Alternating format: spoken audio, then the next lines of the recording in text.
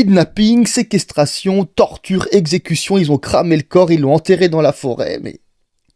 On trouve en fait des charniers humains dans les forêts françaises et apparemment ça dérange personne. Parce qu'il n'y a aucun politique qui fait rien. Là, ce lundi 6 avril 2026, donc cette semaine, un homme blessé par balle et lacéré à coups de couteau a été admis à l'hôpital d'Antony dans les Hauts-de-Seine. Son témoignage a déclenché l'alerte 2 jours après, mercredi 8 avril, c'était avant-hier. Avant-hier, au moment où je tourne cette vidéo.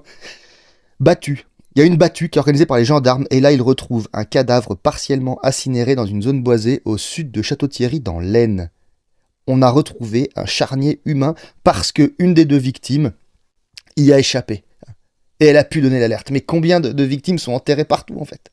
Parce que son autre collègue, lui, il a été séquestré. Exécution par balle dans la tête après une transaction de stupéfiants ratée, puis tentative d'effacement des preuves par le feu et l'enfouissement. Les 5 suspects d'ailleurs sont en garde à vue, dont le tireur. Alors tu me diras, c'est un règlement de compte. Donc à la limite, je veux dire, peu importe le problème qu'il y a, c'est que tu peux être concerné par un dommage collatéral. Les mecs se mettent à tirer, tu prends une balle, ou ton enfant, ou ta mère, ou ton père prennent une balle.